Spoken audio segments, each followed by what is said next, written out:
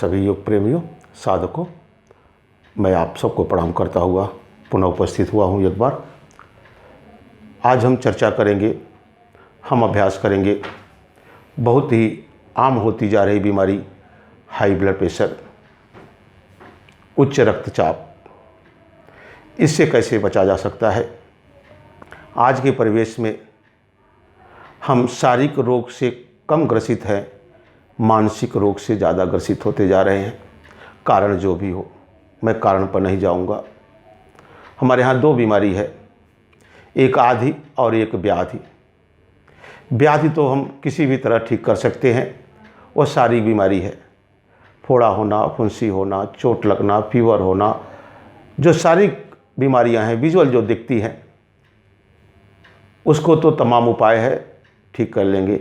लेकिन जो मानसिक, जो आदि है, डर, चिंता, भय, अनिष्ट की आशंका, यह हमें ग्रसित किए हुए है, यह हमें खाए जा रही है। इन्हीं सब कारणों से हमें तनाव होता है।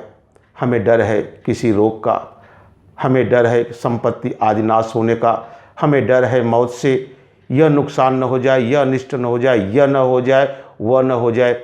ऐसा करते करते हम डिप्रेशन तक पहुंच जाते हैं बंधु। निर्णय लेने की क्षमता कम होने लगती है। हम हो जाते हैं हाई ब्लड प्रेशर के और हाई प्रोटेंशन के रोगी। क्या करें, कुछ रास्ता नहीं सूझ रहा है बंधु। जहाँ जाइए प्रायः लोग यही बताते हैं, मैं छोटी सी दवा है एक बीपी का लेता हूँ। नाम तो छोटी सी है, दवा लेना चाहिए या न लेना चाहिए इसका निर्णय मैं आपके ऊपर छोड़ता हूँ। आइए मैं उपाय बताता हूँ कि हाई बीपी, हाई प्रोटेंशन से कैसे बचा जाए। आप मेरे प्राणायाम के अनुसार कहने पर दवा मत छोड़ दीजिएगा। सारी दवाएं करते रहें, सारे प्रयोग करते रहें, उसी में इस प्राणायाम को डाल दीजिए। वही दवा जो कल तक काम नहीं कर रही थी, आज काम करने लग जाएगी। आपका ब्लड प्रेशर सामान्य होने लगेगा। आप डॉक्टर के पास जाएंगे तो आपकी दवा भले न छुड़ावे, आपकी दवा की मात्रा कम कर देगा। एक दिन ऐसी स्थिति आ जाएगी कि समय दवा धीरे धीरे बंद हो जाएगी, क्योंकि आप दवा के आदी हो गए हैं। तो एकाएक दवा छोड़ना अच्छी बात नहीं है, वो अपने डॉक्टर के सलाह से ही करिएगा।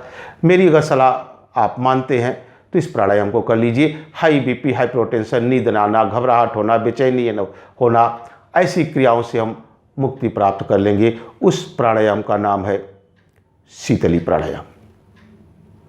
गौर से देखिए, प्रातःकाल उठिए, नित्य क्रिया से निवृत्त हो जाइए, कहीं एकांत स्थान में जहाँ पंखे आदि न चलते हो, खुला वातावरण हो, किसी शुद्ध स्थान पर बैठ करके खुली वातावरण। प्रातःकाल में ज़्यादा ऑक्सीजन की मात्रा होती है, इसीलिए सारे धर्म कर्म प्रातःकाल बताए जाते हैं। उसी समय आप शीतली प्राणायाम करिए। कैसे करेंगे आप देखिए मेरा। जीवा को कुछ यूँ मोड़ते हम, यह आकृति है। अगर जीवा नहीं मुड़ी आपकी तो इस प्राणायाम से वंचित रह जाएंगे। ऐसा कुछ नहीं है।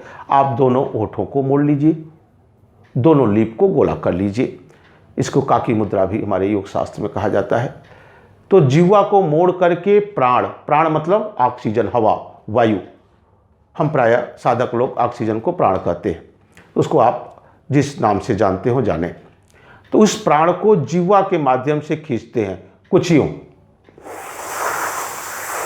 और इस पूरे प्राण को पी जाते हैं, पानी की तरह निगल जाते हैं, कौर की तरह गटक लेते हैं और अपने हृदय में भर करके नेत्र बंद करके 10-15 सेकेंड रुके रहते हैं। ये घबराहट, बेचैनी हमको अतृप्त जो हम है उसको तृप्त करता है। यह हाई बीपी, हाई प्रोटेंशन से मुक्ति दिलाता है। तब तक रोकिएगा जब तक आपकी क्षमता हो।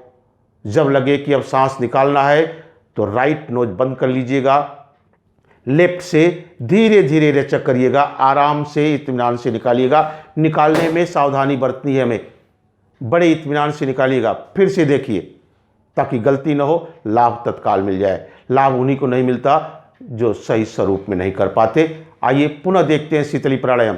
जीवा को यूं मोड़ना और इसी से प्राण को, सांस को खींचना और पूरे प्राण को पी जाना।